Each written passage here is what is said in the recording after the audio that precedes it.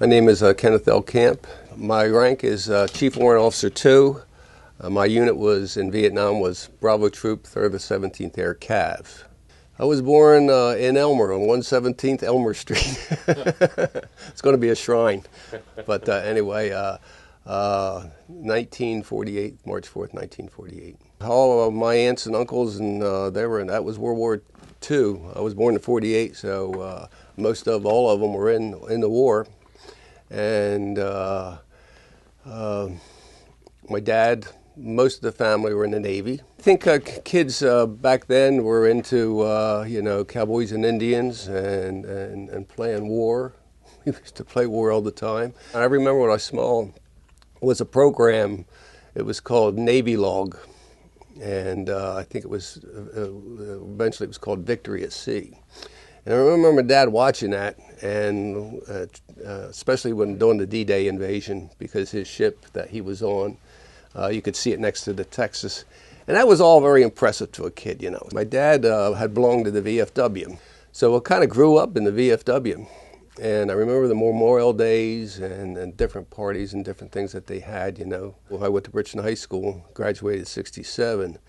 And pretty much everybody out of that class was joining the Army, the Navy, or getting drafted. Under my yearbook, the picture, it says, "This man's destined for the Navy." As a kid, 18 years old, you know, you're just partying and let the world go by, you know. So everything's good around you, you're all right, you know how it is. So, I went ahead and took a job in Chicago, worked for an airline.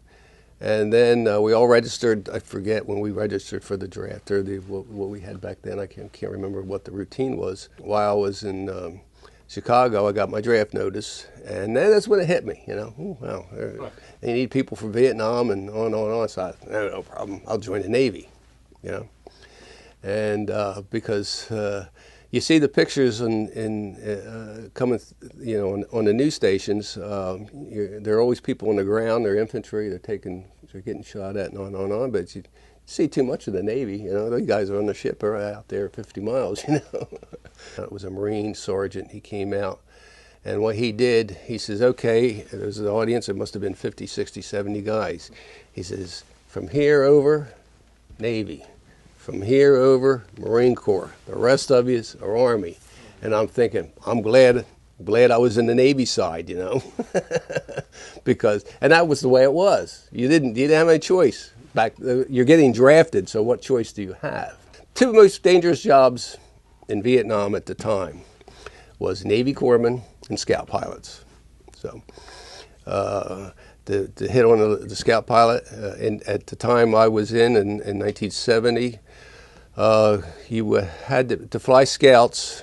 You had to be single, and you could only fly them for 6 months, and then you go back to whatever, you know.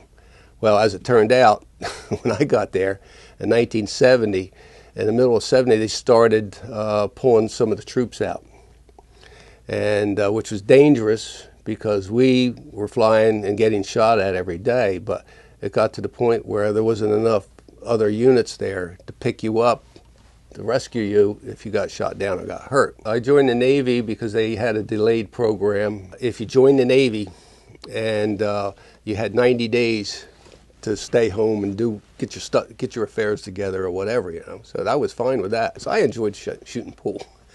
And there was an undertaker in there from Glassboro, New Jersey, and he was very good shooting pool, and we just got talking one day, and he says, "You know what?" He says, "You're joining the Navy, you're getting drafted or whatever." And I said, "Yeah. He says, "You ought to look into that warrant officer flight program." So I said, "Yeah, well, fly helicopters, you know, fly airplanes. What? Yeah, that's cool." So I started checking into it, and I said, "Yeah, that's what I want to do." So rather than go in the Navy, I said, well, I switched to the Army at that point because of the program. I took the test and passed the test, so I was good to go. I didn't have a class date, but I had a contract. After I did my test exams for the Army for flight school, of course we all go to basic training. I went to basic training in 1968. And at Fort Dix was kind of cool because, you know, You weren't allowed to come home, but it was like being home. You were still in New Jersey, so it wasn't too bad. Well, it wasn't scary or anything. It was for some people. The people that were getting drafted, some of them had families. What am I going to do with my car? How am I going to work? And stuff like that. They were really upset. And of course, now the body counts are getting higher in Vietnam, in 1968, 69. Tet Offensive and so on and so forth. I went to basic training, did what I had to do. They made me a PFC out of basic training, so I did pretty good at basic training.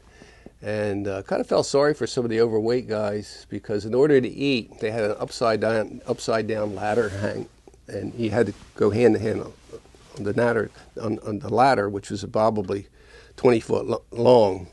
Before you could, and if you didn't do that, you couldn't eat. Well, these guys were overweight. They could hardly even jump up and hold their weight. If you're overweight, they made you. There's a parade ground out there at Fort Dix, and you have to run around that. Well, these heavy guys were out there running around. One actually died running. Wow. And they sent me to infantry AIT. And at Fort Polk, Louisiana. That was fun for me, It was tough, it was hard, but infantry, I kind of liked it, I grew up hunting, fishing, and, with my dad, and, had all about guns and shooting guns. There was a guy down the street from us, his name was Rudy, he had a gun shop, and a German guy, and he had machine guns there and everything back then, And I said, oh man, this is everything I like, You're going to shoot all the ammo you want, don't cost you a dime, They gave me a choice. It's either jump school or go to Kentucky and drive an APC. They said tank, but it was an APC. Armored personnel carrier. They're made out of aluminum. They can go across the water. I don't know if you know what they are. And that's fun to drive. It would go 70 miles an hour. You could hit a tree like this at 70 and just crash right through it. And so I went all through that training, and that came in very, very helpful, that training from driving that, because I knew what they could do, what they couldn't do, and went to Fort Walters, Texas, primary flight school. It was really, really hard, and you really had to study. But the flying end of it came easy for me. I was just kind of natural to it. And the instructor that I had, they were all Army, Navy. They were all military, and for the most part, military instructors or pilots. And the one I had he was pretty good, and he would show me different things that he wouldn't show anybody else. When we began flying the aircraft, you had to learn how to hover.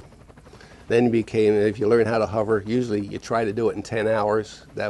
Some guys didn't make it till 15 or 16 hours of practice to learn how to hover. And that's the hardest thing in the helicopter is the hovering. So it was very scary when the IP instructor pilot gets out of the aircraft and says, okay, and you don't know when this is going to happen.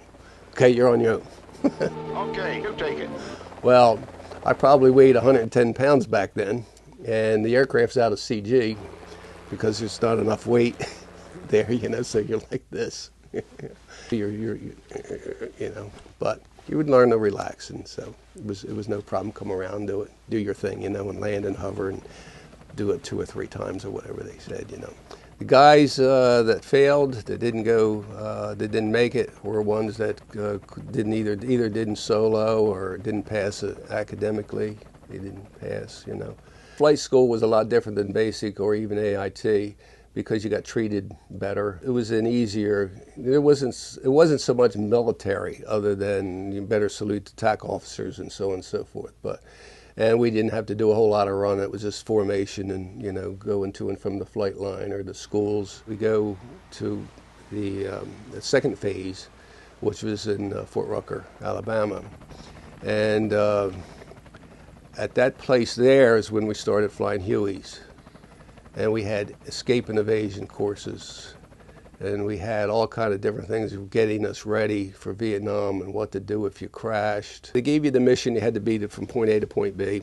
They had a POW camp set up, and all the people in the camp spoke Spanish. And they had different tortures of what they would do. And one of the tortures was they would tie you a spread eagle, and they'd put, there would be a log about that big in your back, and then you can't, and then they'd put a box around your head, and then they'd drop water on your head, and your mission was they give you an M16, and if you're caught, you have to sign over your M16 to the enemy. And when you do that, you get an Article 15. You know what Article 15 is? Okay. Non-judicial punishment. Yeah. So then you had to pay a fine. So anyway, and the mission that they gave you was written on a piece of paper. So I tell this, I think his name was Brett. I says, Brett, I says, you know what? And they were bragging that they had Green Beret people going through this, and they got tortured, and they told them what they wanted to hear. So I think his name was Brett. Told Brett, I said, you know what? I'll be the only one if I get caught. It's not going to, because I took the paper and I chewed it up and ate it. So if they caught me, I didn't know what, I couldn't say anything because I didn't know. I didn't read the damn thing, So anyway, we started. It got dark, and then we started across, and we're going through the swamps and everything, and it's just like no moon. It was just black, and so we got probably halfway through it, and we hear somebody talking. Did you hear that? He says, yeah. So we got up closer and closer because we didn't want to know where it is so we can go around it, And somebody lit up a cigarette, gave them away. So we went around it. And we went so far around it, we came to the prisoner of war camp. And they had bamboo all set up just like Vietnam. And I said, you know what? We ought to crawl up there and see what we can see, look through there. Maybe we can release a couple guys, No, but there was no way, and they got patrols going back and forth. There was no way that we could do that. So we went through. We were one of the first to make it through. We did night flying. That was kind of scary when we first did it. And they would have 4 pilots in a Huey, and we would take turns flying. Just in the seat. And what they did, they were shooting up flares as we were flying through. I don't know how close we were to these flares, but it looked like it was too close to me. And we went around it, and that was scary. Your first night flying, that was kind of tough.